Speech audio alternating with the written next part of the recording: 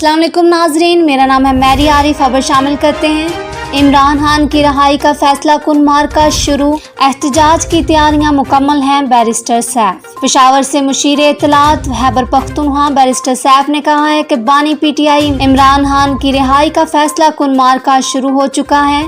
रावलपिंडी एहतजाज के लिए तमाम तैयारियां मुकम्मल हैं। अपने एक बयान में मुशीर इत्तलात खैबर पख्तूनख्वा बैरिस्टर सैफ का कहना था कि वजीर आला अली अमीन गुंडापुर की सरबराही में अजीम आलीशान काफिला एहतजाज में शिरकत करेगा।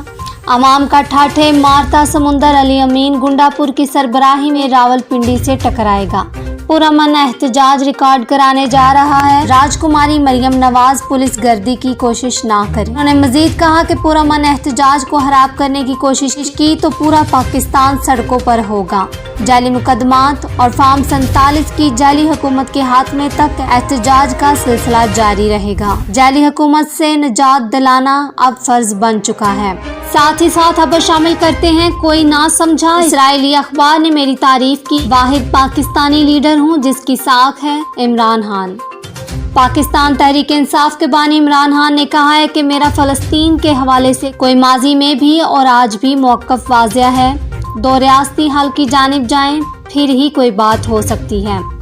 अडयाला जेल में मीडिया से गुफ्तगू में इमरान खान का कहना था कि फ़लस्तीनियों की नस्ल कशी रोके जाने और सीनियर फाइज होने तक इसराइल से कोई बात नहीं हो सकती। उन्होंने कहा कि मेरा माजी भी और आज भी मौक़िफ़ वाज़िया है कि दो रियासती हल की जानिब जाएं, फिर ही कोई बात हो सकती है। उनका कहना था कि जो बात किसी को समझ नहीं आई ये कि दरअसल इसराइली अखबार ने मेरी तारीफ की है।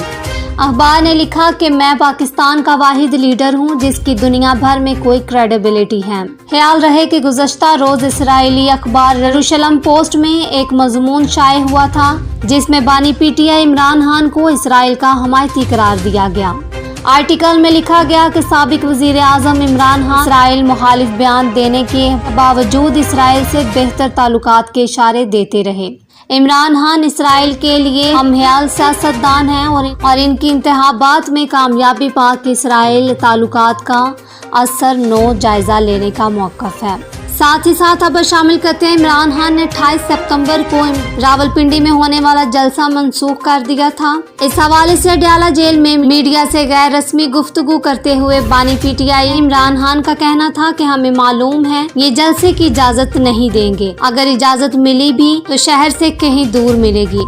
उन्होंने कहा कि जलसे की बजाय अब हम रावलपिंडी में हफ्ते को भरपूर एहतजाज करेंगे। हमारे वकला सुप्रीम कोर्ट के बाहर भी एहतजाज करेंगे। हम जलसे की इजाज़त से मुतल्लिक Lahore high court Rawalpindi bench से दरख्वास्त वापस ले रहे हैं। साथ ही साथ खबर शामिल करते हैं। पार्टी रहनुमाओं को हदायत की है कि एस्टेब्लिशमेंट से मुज़ाकरात का कोई फ़ायदा नहीं।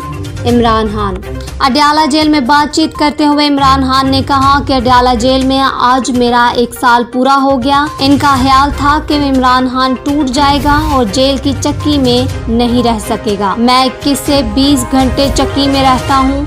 गर्मियों के दिनों में इतना पसीना आता था कि जो कपड़े मैं पहनता था वो भी गल गए। इन्हें पता ही नहीं कि स्पोर्ट्समैन की ट्रेनिंग ऐसी होती है कि वो हर तरह के दबाव में रहने का आदी होता है।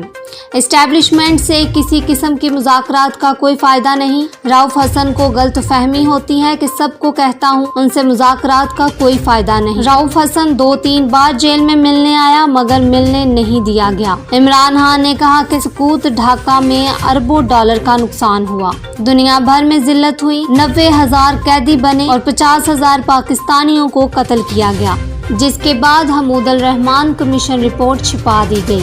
कमीशन रिपोर्ट का मतलब ये होता है कि इससे सबक सीखो।